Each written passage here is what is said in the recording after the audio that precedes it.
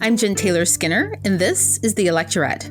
On this episode, I have a conversation with activist, writer, and all-around powerhouse, Nadine Strossen. Nadine Strossen was the first woman and the youngest person ever to lead the ACLU, and it was truly an honor and a pleasure to talk to her. In fact, I could have talked to Nadine Strossen about her career of activism all day. But that's not why she's here. She joined me to talk about her new book titled Hate: Why We Should Resist It with Free Speech, Not Censorship. And before I read this book, I thought I understood what hate speech was and what we should do about it. But it's actually a bit more complicated than I originally thought.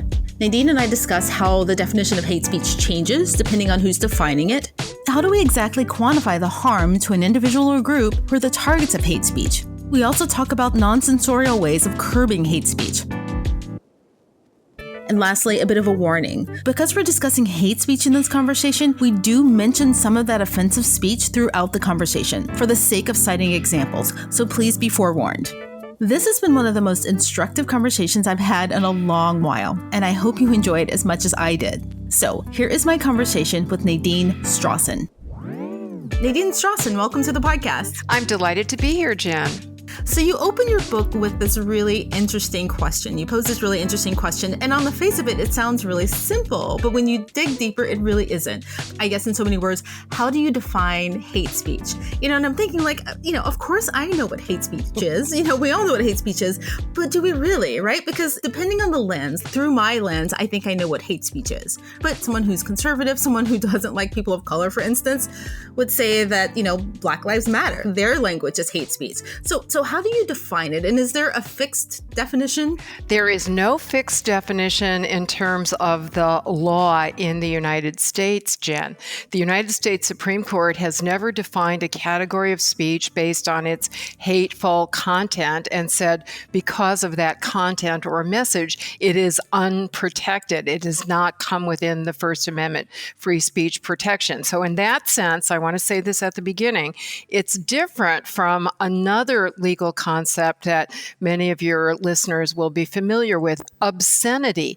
That is a specific legal term of art, a term the court has attached to a specifically defined category of sexual expression, which, if it meets that definition, is completely unprotected by the First Amendment. But the Supreme Court over and over and over again, including extremely recently and unanimously, has refused to carve out a non-protected category of speech based on its hateful content. And I'd love to be able to talk about some of the cases in which the court refused to do that. But to answer the rest of your question, we use the term in everyday speech, and it is used constantly to denote whatever idea we consider to be hateful and that therefore we hate, right? And you put your finger on it. No two people can possibly agree about what idea is hateful. In fact, one person's hated speech and hateful speech is often somebody else's cherished, loving speech. So you gave one example, which is not hypothetical. Politicians and government officials and others have attacked Black Lives Matter expression as hate speech and even as hate crimes. Black Lives Matter advocacy has been blamed for allegedly instigating violence against and assassinations of police officers. On some college campuses, just the name of the President of the United States has been attacked as hate speech. On a number of campuses, the phrase free speech has been attacked as hate speech. So the point is that just as all of us have completely different values as individuals, the term hate speech is inherently unavoidably subjective. It will mean whatever the person who has the power to enforce the concept considers to be hateful. And that is exactly the danger in giving anybody power to enforce restrictions on so-called hate speech. You know what's really interesting is the person or group who's using the term hate speech, right? They always think that they have the moral high ground, right? They think that they're the ones in the right. And right now it just happens to lie on the group of people who are kind of intellectualizing about this and who are kind of writing all of the discourse about what is hate speech. But I think the risk is, and I think this is what you're saying, that it could be turned on a dime, right? Just depending on who holds the power. And, like I could imagine that at some point, a little girl wearing a Black Girl Magic t-shirt, that could be called out as hate speech, just like we see, some t-shirts. If someone had a white power t-shirt and, I don't like people of color t-shirt. Exactly. And this is Black History Month when we're making this recording. So let me use that opportunity to say that throughout the history of the abolition movement and the civil rights movement in the United States, those ideas were severely attacked and criticized and denounced as hate speech, as hateful against whites, as subversive, as offensive, as insulting, as defamatory, as threatening. As recently as the 1970s, I know that seems like ancient history, but let me say why I'm going to hark to the 1970s because the organization I was proud to head for so long, the American Civil Liberties Union, quite controversially in 1977, in a case that is very famous, came to the defense of the free speech rights of a group of neo-Nazis to demonstrate in Skokie, Illinois, a town that has a large Jewish population and then had a large Holocaust survivor population. And it was a hands-down winner in the courts of law because what was at stake was this principle that our courts have never recognized a hate speech exception to the free speech guarantee. But in the court of public opinion, it was extremely unpopular, especially among ACLU members, because after all, we've always been in the forefront of championing racial justice and working for it and against segregation and against everything the Nazis stood for.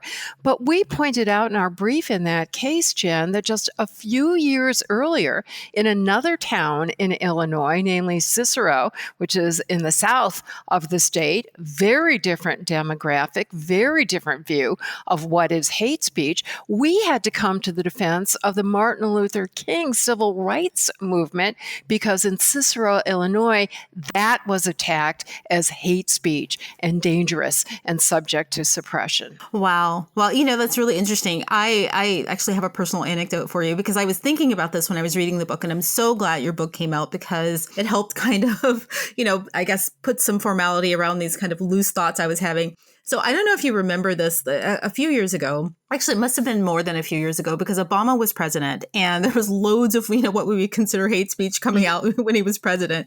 And I remember this band, and this band was known for their kind of white nationalist music. And they had a page on Amazon. They were selling their music. And like everyone, the progressive left, they went into an uproar. Like, Amazon, how could you allow them to sell their music? And you should take it down. And people were petitioning online. Do you remember this? Does this sound familiar? It sounds familiar, yes. And I remember just the response to that made me really uncomfortable. And I couldn't really articulate why.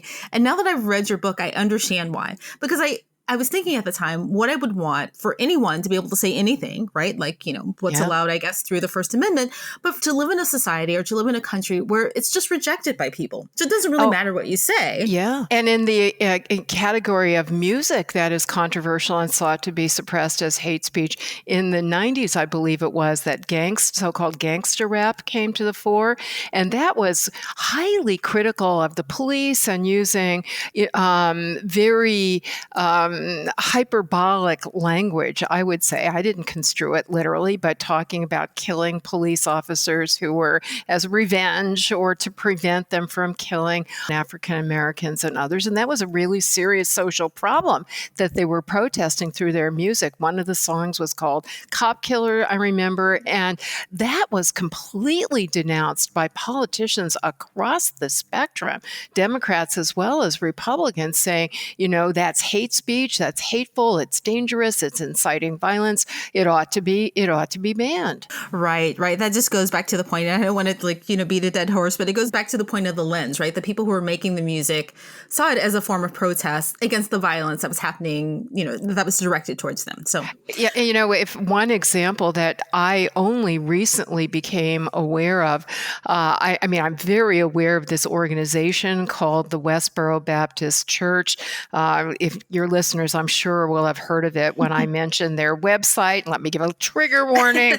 Their website is www.godhatesfags.org, and they protest at military funerals. They denounce the U.S. military because it supposedly supports LGBT sexuality, which they used to do that even at the time that the Department of Defense excluded people of LGBT sexual orientation. So who knows where they're coming from. And they also have the most hateful messages against Catholics and against Jews and against African Americans, basically anybody who's not a member of the church.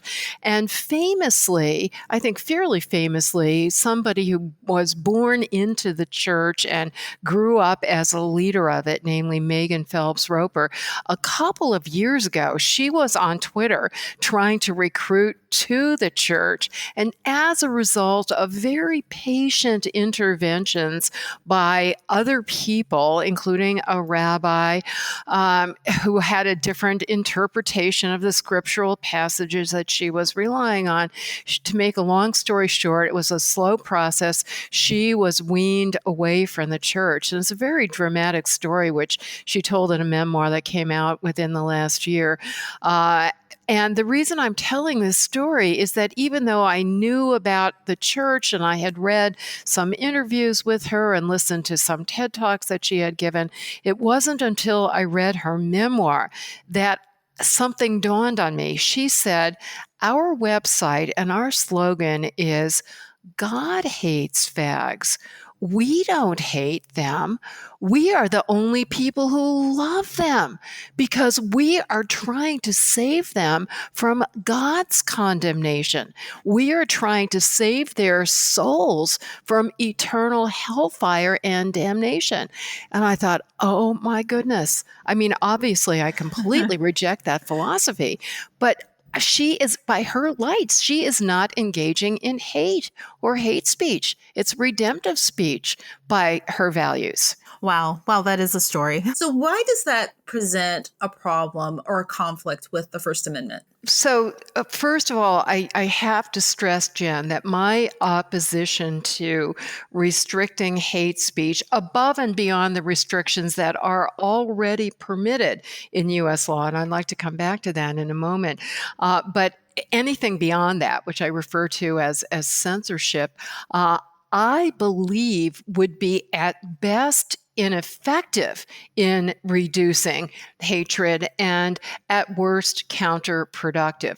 The main title of my book is Hate, and the subtitle is Why We Should Resist It with Free Speech, Not Censorship. So the only verb there is resist. I am calling for a resistance to hatred, stereotyping, discrimination, and an increase in equality, dignity, diversity, inclusivity, societal harmony, mental well-being for everybody, all of the goals that advocates of censoring hate speech say that they believe will be advanced by the censorship.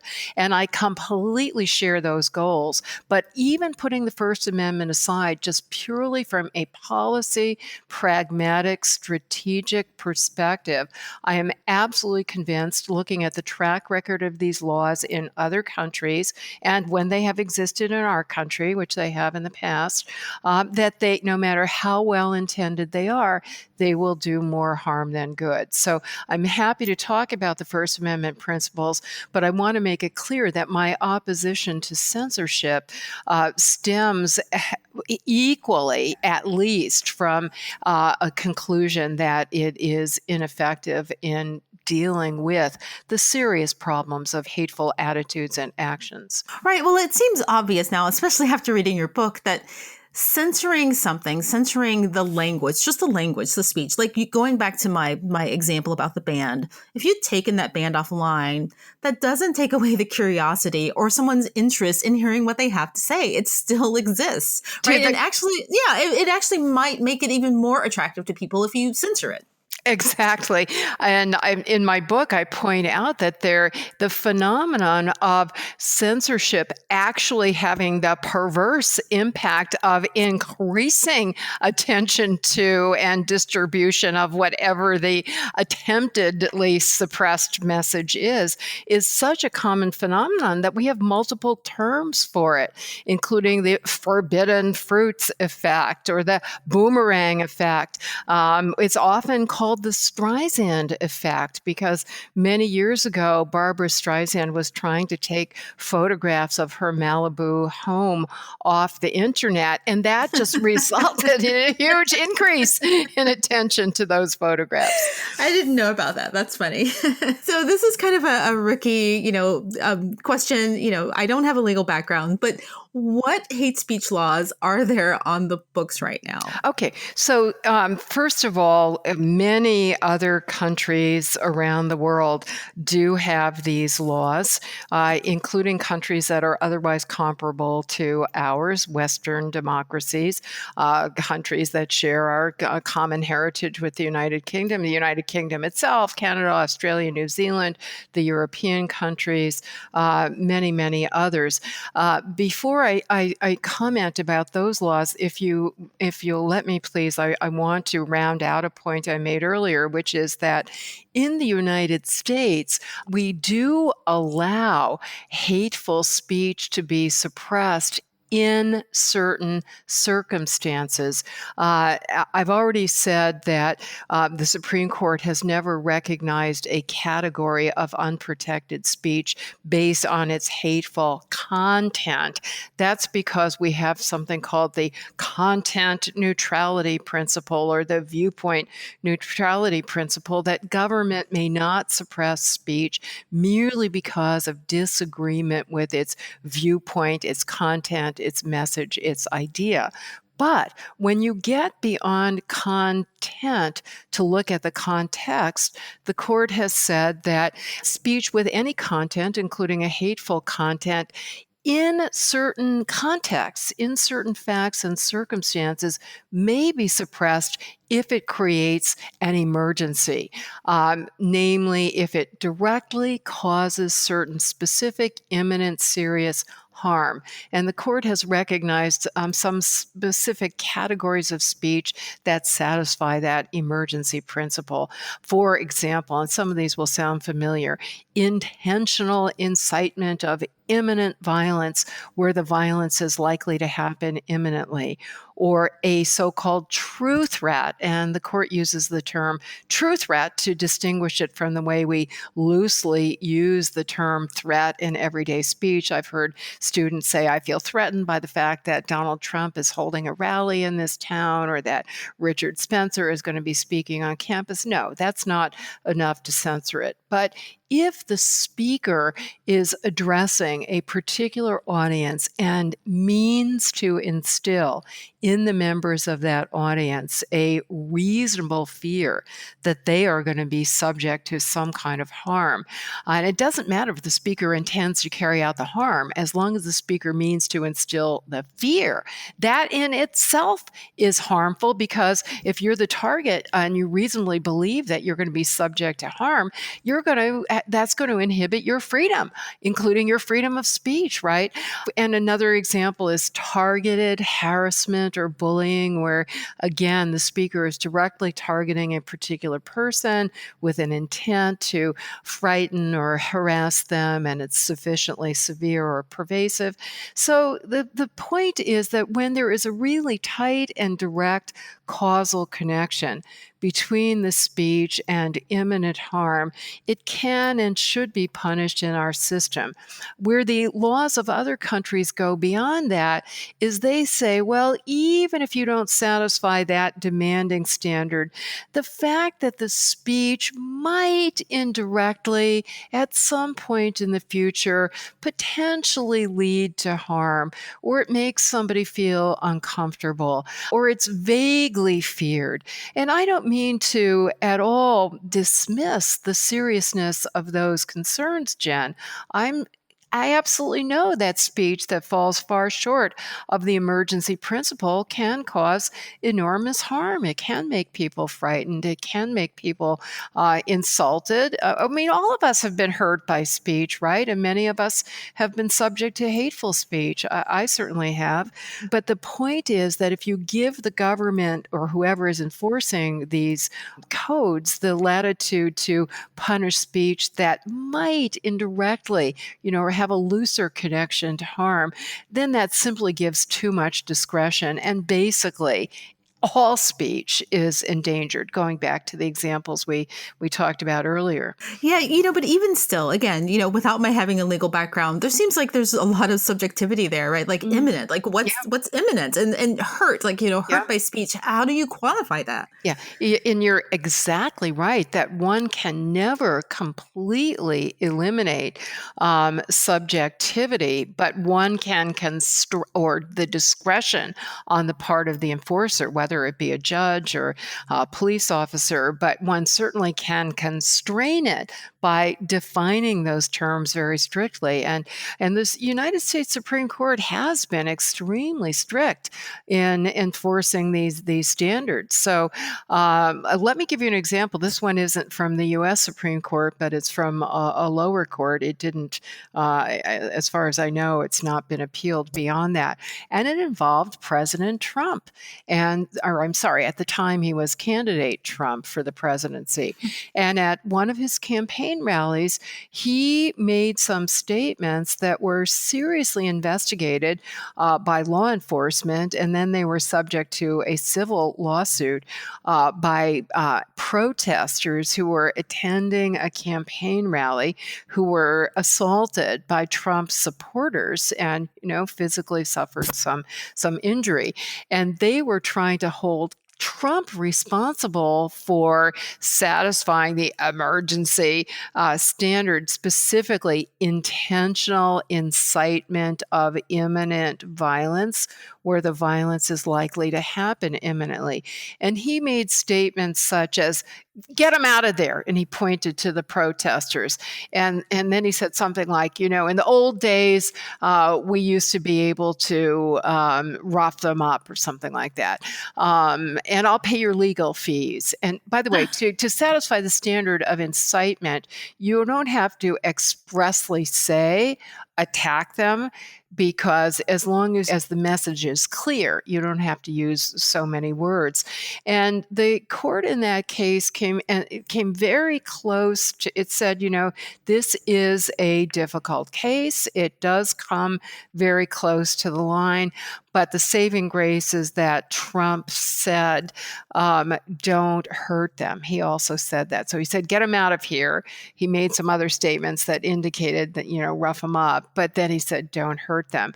And I think the court was exactly right, because what it said was, in a close case, we err in favor of protecting the speech.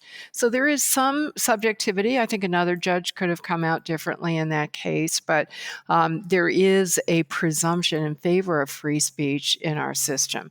And it's completely different from standards, much looser standards, where not only is there, just an indirect potential harm would be enough to censor the speech, but even more dramatically, the sole fact that the content is disfavored or feared is enough to punish it. So in other words, departing from that core content neutrality, viewpoint neutrality principle that we have in the United States. One of my former students was just in London London, and yesterday he sent me an article that hadn't gotten publicity over here, to the best of my knowledge, about somebody who was investigated by police. Actually came to his office to question him because he had tweeted something it was a limerick that was making light of trans phenomenon, and he was literally investigated by a police officer for that. Now, the judge in that particular case in England said, I'm not going to allow this to be prosecuted under our hate speech laws. But that could not have even been investigated in the United States. And, it's terrifying enough to have a police officer come to your place of work and to have the case go before a judge to be accused of committing a crime. I mean, yeah, it's great that he was acquitted and not convicted, but even taking it that far has an enormous chilling impact on free speech and free thought. Yeah, well, I wasn't going to bring up Trump, but I mean, that's an obvious, but you brought him up first. So since we're talking about him, I mean, even in the US, we don't have, hate speech laws like you mentioned in the UK, and I know they have them in Canada. But, we do have private companies that try to restrict speech. And I don't know where you fall on that. Like, I know that Twitter it's not evenly applied, but I do know that they have online policies to restrict hate speech. What do you think about that? And I absolutely have the same concerns about any code that empowers anybody to make this inherently subjective decision. I mean, infinitely more subjective than deciding whether the emergency principle is satisfied. Is the message disparaging, demeaning, derogatory? These are the terms that are generally used as synonyms for hate. I mean, but it's an irreducibly subjective concept. No matter how many synonyms you come up with, it's an emotion.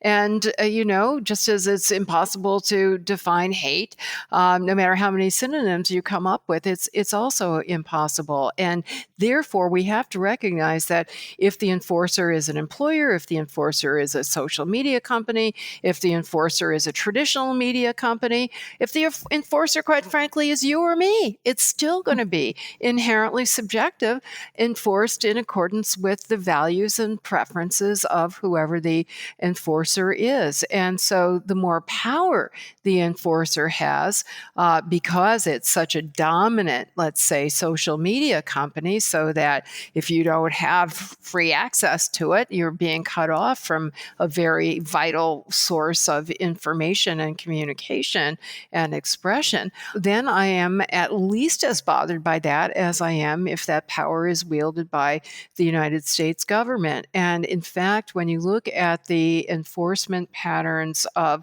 the so-called content moderation standards or community standards that are enforced by the social media companies, you see the same subjectivity and discretion that you see when governments or universities are enforcing these so-called standards.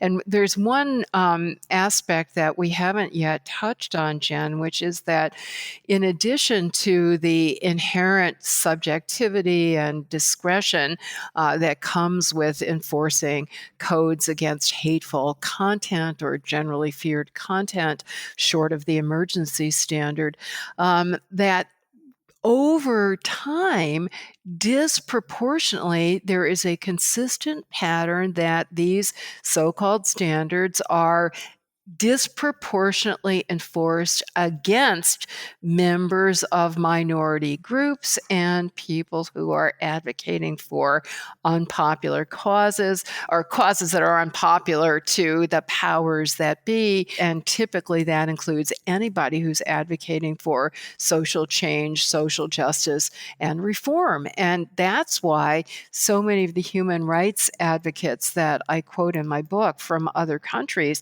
are critical of their country's hate speech laws, are urging that they move more in the direction of the United States to use non-censorial methods to address the problems of hatred and discrimination. And they're not advocating that because of constitutional concerns. Under the laws of their country, it is completely okay to outlaw hateful speech. But they're taking that position because they see that, well-intended as the laws are, they are disproportionately silencing the very voices and views that were hoped to be protected.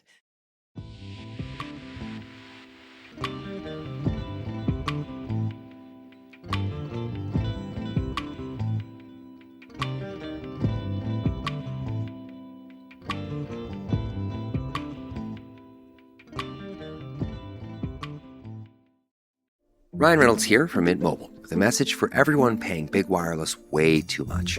Please, for the love of everything good in this world, stop. With Mint, you can get premium wireless for just $15 a month. Of course, if you enjoy overpaying, no judgments, but that's weird. Okay, one judgment. Anyway, give it a try at mintmobile.com/switch.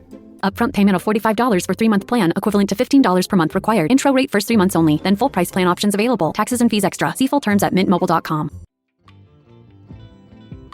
Well, which direction are we moving in, right? Just from your opinion. When you see this debate happening in your circles. Well, let's stay with the social media, because that's really where so much debate is going on now in this country, and is purely as a legal matter. And here's a really important point that most people don't know. So my apologies to you if you do know it, Jen, but I'm sure most of your listeners don't. That the Constitution, including the free speech guarantee, only applies to the government.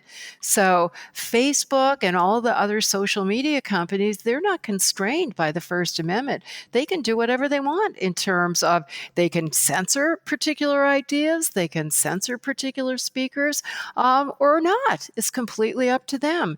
And so there's this very serious policy debate about what content moderation standards should they adopt. Should we try to persuade them to adopt? And I'm in the camp that says I do not want them to have the subjective power of censoring so-called hate speech, because it predictably is being used, as has typically been true of all such standards. And in fact, there are constant complaints, and now there are studies that demonstrate patterns of the hate speech restrictions on social media disproportionately being enforced against, this goes back to the very first point you made, against Black Lives Matter activists and against other racial justice protesters. Last year, there was an article in USA Today whose headline said it all.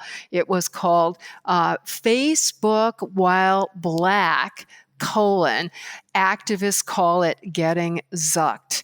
And they talked about how people who were calling out hate speech, who were protesting against it, who were offering support to people who were being disparaged by it, they were being treated as if they were engaging in hate speech themselves. People who were protesting against police abuse and pipeline protesters and other social justice activists were being censored for engaging in hate speech against other groups, including police officers and white people and so forth. So because of that inherent danger, I would really, and I have, tried to urge the social media companies to voluntarily adhere to the speech protective standards that are reflected not only in U.S. law.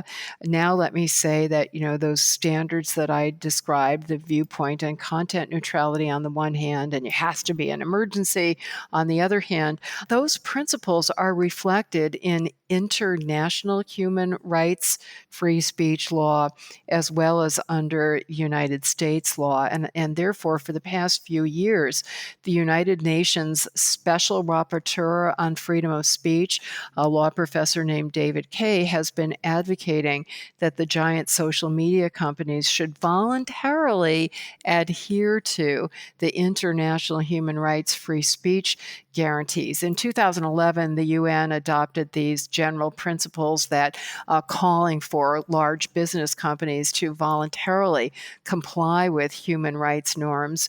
And so David was just applying that general commitment, because many of them, including the social media companies, have made, at least endorsed the spirit, if not the letter, of international human rights. David said, well, let's apply this specifically to your content moderation policies. And by virtue of which he and others have analyzed the hate speech standards of Facebook, Twitter, and so forth, and said, they go too far. They should be impermissible under international human rights law. Yeah, that makes sense. But what about the rights of the person or the group that's targeted online, right? I mean, the women and people of color. What should be in place to protect them from, the emotional or psychic harm, when they're harassed online? I mean, you've probably heard stories where women just get offline because they've been harassed so much and they're the targets of so much hate. Absolutely. And this, if I may say so, it's the same issue in the rest of the world, right? People can be subject. And again, I personally have experienced it, not as much as other people, I'm sure, but I can attest to the horrible impact of being subject to vitriolic anti-Semitic epithets, which is just completely shocking and psychologically and emotionally debilitating. And I know there are adverse physiological impacts, and it stunned me into silence, so it has an adverse free speech impact as well. As with everything, it's multiplied many, many factors over online, but the same responses that are called for in other contexts are called for online. First of all, if it is targeted harassment or threats, and unfortunately, true threats, there are too many of those, that therefore there should be law enforcement that is brought to bear and has been brought to bear. There have been cases of online harassment where the police have gotten involved and have successfully prosecuted those who are responsible for it.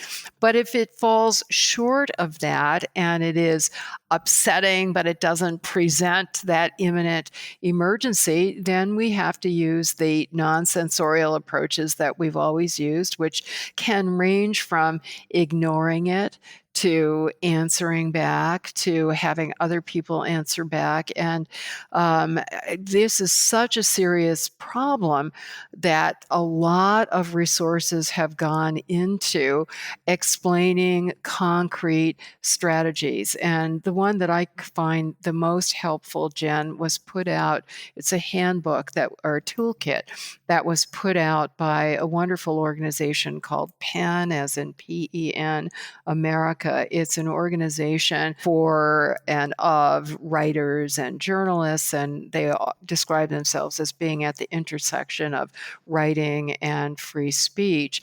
And they've done a survey of their members, which show that many have been driven offline or driven off certain sites because of the trolling and the doxing and all the other new terms that have been invented, sadly, to deal with the various forms of unpleasant, shall we say, engagement online. And it was an unscientific survey, but other sources are accord with this, that those who disproportionately suffer the most from this kind of online activity are women and people of color. So that's of enormous concern from a free speech perspective, as well as from the perspective of their mental and physical health and equality.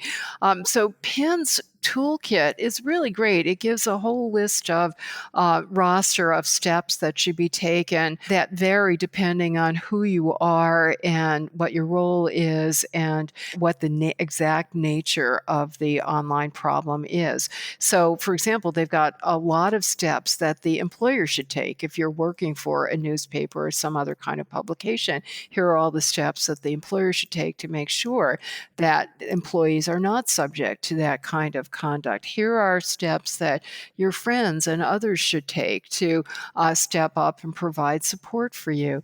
And then at the far extreme, there's law enforcement. But my book has one chapter. I could have written a whole book, but I had to confine it to a chapter on what are strategies that we should follow both online and offline to resist hate, to promote equality, to promote civil discourse, because that is my ultimate mission in life is, promoting human rights. And I have to say, the more I have read and studied, and it goes on every day, the more encouraged I am about alternative strategies. We have, for better or worse, there's this new interdisciplinary field called hate studies, which kind of coalesced probably about 20 years ago, and it's really taken off and gained momentum because it was realized that people in so many different disciplines, from A to Z, or anthropology to zoology, to name just a few, and everything in between, have been focusing on this. What is it that causes human beings to, sometimes the verb that's used is to other people? What is it that causes tribalism? What is it that causes fear and stereotyping? And so many different disciplines have been brought to bear: history, anthropology, neuroscience, and the insights are really encouraging because as they discover the causes, they're also uncovering the solutions. And, mentioning neuroscience as an example, the human brain is an amazingly dynamic, rapidly changeable organ. And some people who have done interventions with groups that have hated each other their whole lives and fought against each other and killed each other, through some educational interventions and personal connections, you see not only the people changing in their interactions with each other, but you actually see changes in the brain, not the structure, but the communications pathways in the brain. Wow. So what, can you give me an easy example of what's a non-censorial response? Yes. That could be applied broadly even. Yeah, well, first of all, starting with anti-discrimination laws, we take that a little bit for granted in this country, but it was a long, hard fight, and the fight isn't over. So in most of this, I think it's still more than half of the states in this country, and certainly at the national level, it is still completely legal to refuse to hire somebody or to fire somebody because of their sexual orientation or their gender identity.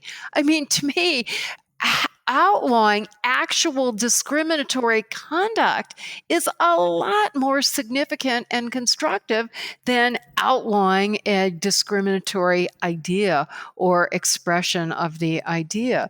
And we have laws that outlaw voting, discrimination in voting, but unfortunately, new laws are being passed that are facilitating discrimination against certain voters, and those laws are, surprise, surprise, they're targeting disproportionately racial minorities and poor people and the elderly and the disabled, the students on college campuses and young people. I mean, being free from discrimination and your access to the vote, your access to political power seems to me to be of incredible importance and much more concrete in terms of advancing equality than, again, suppressing certain ideas or expressions of certain ideas. But when it comes to speech, speech is powerful, as you and I have talked about. I mean, you're making your profession wonderfully through the power of speech, and I guess I do too in my own way as an advocate and as an educator. And I completely agree with the Supreme Court when it said that we protect speech not because we deny that it has power to do harm, to the contrary, precisely because speech has so much power to do a great deal of good as well as a great deal of harm. That's exactly why we protect it. So it turns out, and many social science studies validate this, that raising our voices to condemn hateful ideas, to express support for people who are disparaged, to try to educate in a sensitive way, those who are saying things that are hateful to apologize if we unwittingly say something that is insensitive and comes across as hateful or at least stereotypical speech. All of these forms of expression turn out to be demonstrably positive in terms of the impact that they have on the people involved. And, so for all of those people who are inclined to say, oh, but it's only words, counter speech is how can you put so much weight on it? It's only words. But hate speech itself is, quote, only words, close quote, right? Interestingly enough, the power of, for example, a sincere apology, social psychological studies have shown that it is incredibly positive in terms of a demonstrable psychological, emotional, and physiological impact, both on the person who receives the apology and on the person who gives the apology. But that is only true, Jen, if it's sincere. If the apology is court-ordered, as happens sometimes in countries that have hate speech laws, then it turns out to be absolutely meaningless and worthless.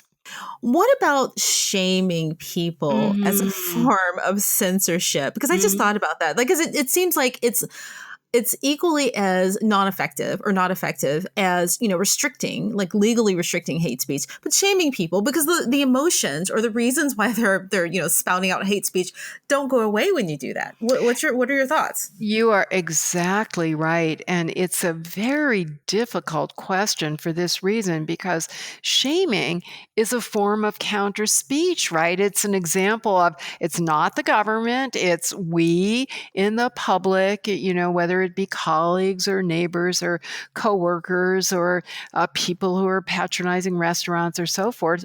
We're using our free speech rights to shame somebody who has said something we disagree with.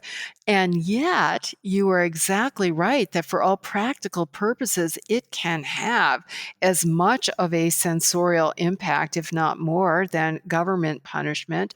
And it might not be effective. It might make that person feel more resentful and more angry and more bitter. So I think we have to be very, very strategic about how we exercise our free speech rights, what is going to be an effective way to achieve the goals we want. Now, let me give you an example of that. An organization whose work I think has been generally terrific in this area is the Southern Poverty Law Center. And a couple of years ago, they issued a guidebook to campuses because there was a lot of evidence that white nationalists and white supremacists were going to be ramping up their recruitment efforts on campus. And this was after there had been a series of well-publicized incidents of counter-protests and deplatforming and silencing that were really negative in terms of making people resent so-called snowflakes on campus and give too much attention and create martyrs out of unpleasant people such as Milo Yiannopoulos, Richard Spencer, and so forth. So the Southern Poverty Law Center said in their guidebook about what would be a constructive way to raise your voices and exercise your free speech. They said, we realize that it may feel morally very satisfying to condemn and shame and shout down and shut down, but you're really just walking into a trap, because that is what these hate mongers want you to do, because it gets them attention they otherwise would never have received. It gets them sympathy they otherwise never would have received. So we're going back to that Streisand effect that we talked about earlier. So they said, rather than doing that, ignore them.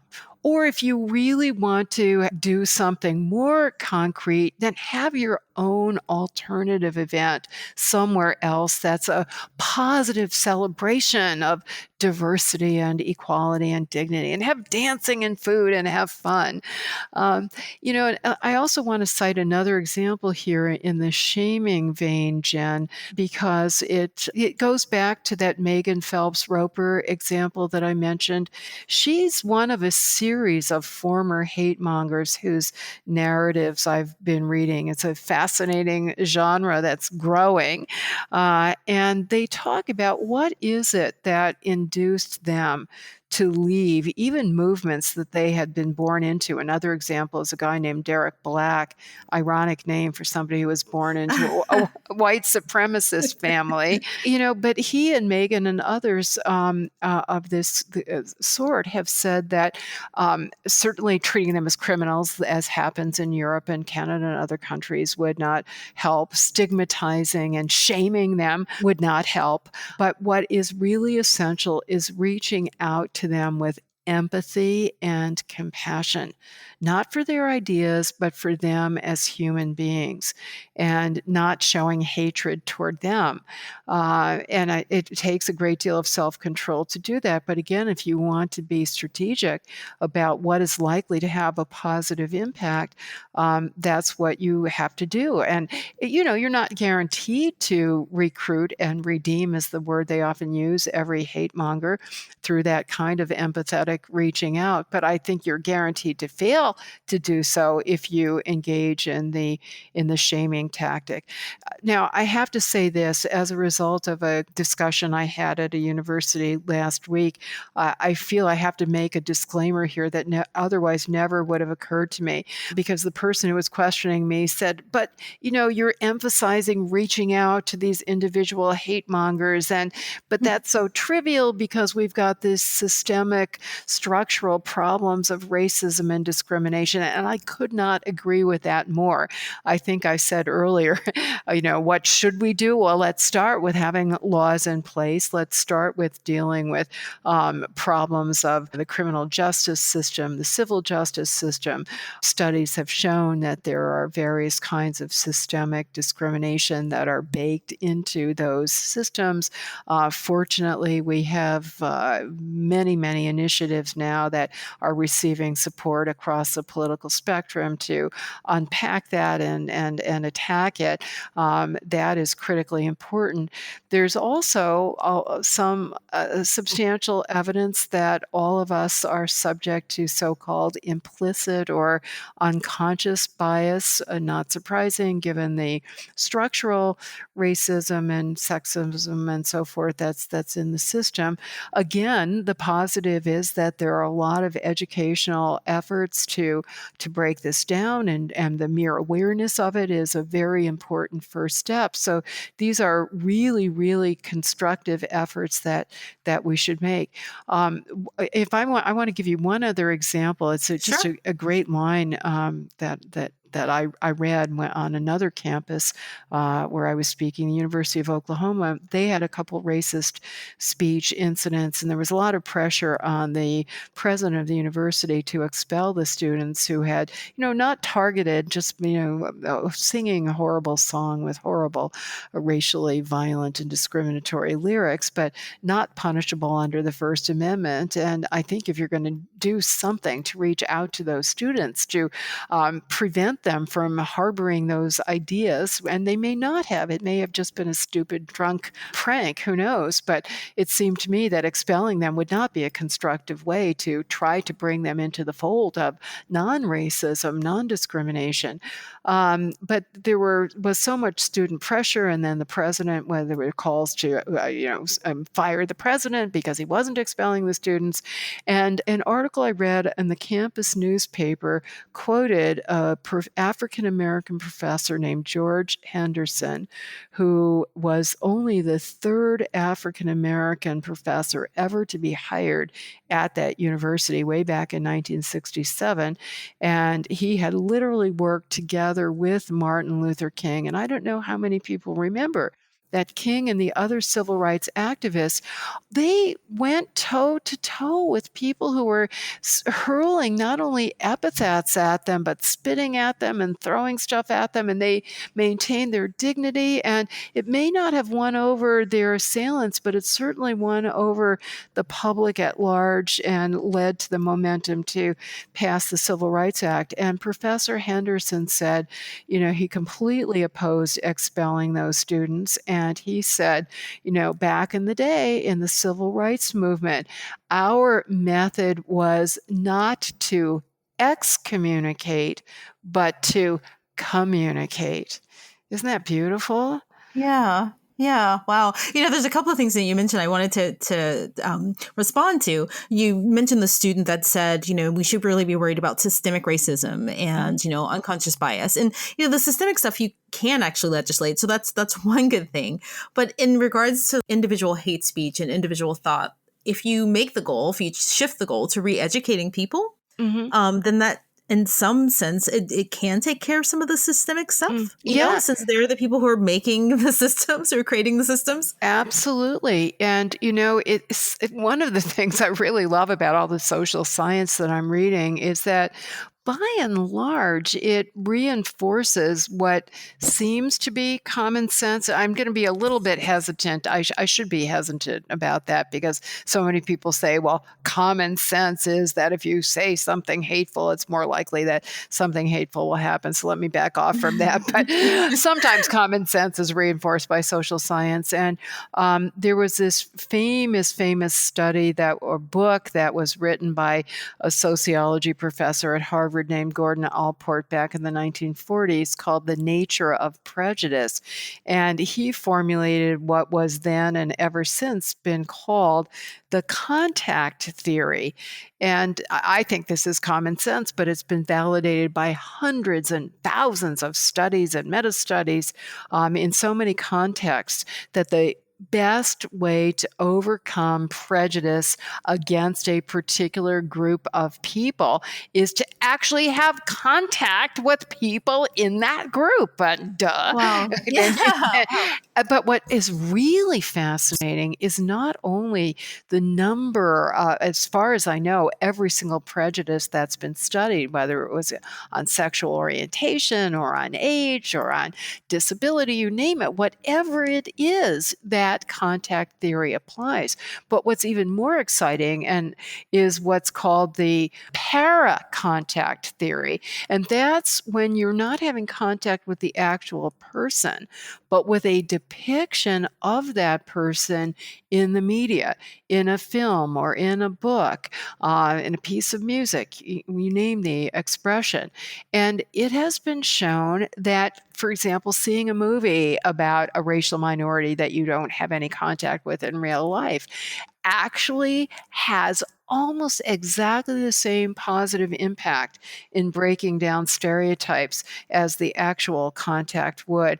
And I recently just read a study that was done by so many different social scientists from many different countries that was just validating that parasocial contact theory again. And what was really interesting was they were doing their studies in communities that were highly segregated so that you would never even see somebody who belonged to that other group.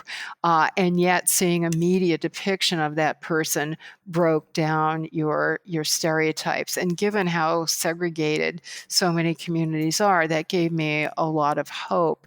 And that's why movements such as Oscars So White and so forth, it's not just theoretically important or important in terms of equality principles, but it can have a really significant actual impact in bringing about a more loving and less hateful society. Maybe this was naivete on my part, and I couldn't quite articulate it because, I didn't know that there was such a thing called parasocial contact theory.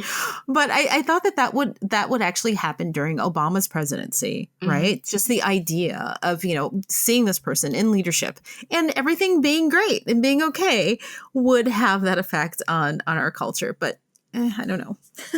There's always a backlash, right? But I mean, my view is that, and I think over the course of history, that's demonstrably true that and Martin Luther King said it so well, that the moral arc of the universe is long, but it bends toward justice.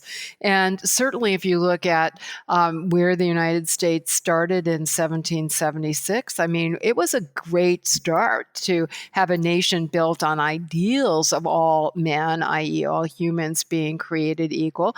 Obviously, we're infinitely far from that ideal then, but we're so much closer now than we were then. And we're so much closer now than we were when I was born in the middle of the 20th century.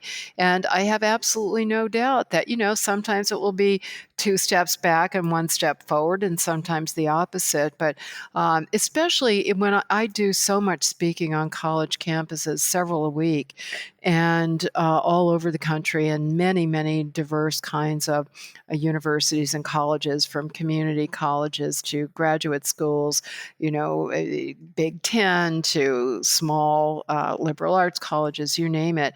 And I am meeting so many students who give me so much hope for the future. I think we've seen a wave of so-called social justice activism on campuses in the wake, sadly, of the killing of Michael Brown in Ferguson. I think is what really set off Black Lives Matter activism and all kinds of racial justice activism.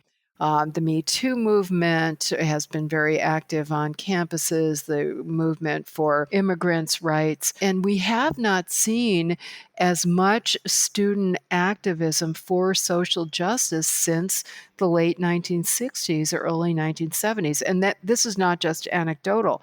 There are surveys that demonstrate this. So I'm absolutely convinced that we're about to make a breakthrough and continue progress. In light of everything that I've learned from this conversation, my last question, I'm not really sure if I want to ask it, but I'll just ask anyway.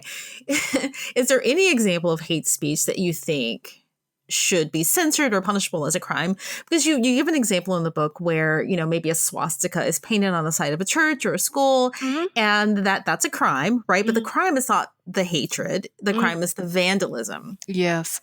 And that's a really good question. I can interpret it a couple of ways, but let me put on my law professor hat and use this as an opportunity to say that we have a very serious debate in this country about the concept of hate crime, exactly the issue that you raised, Jen.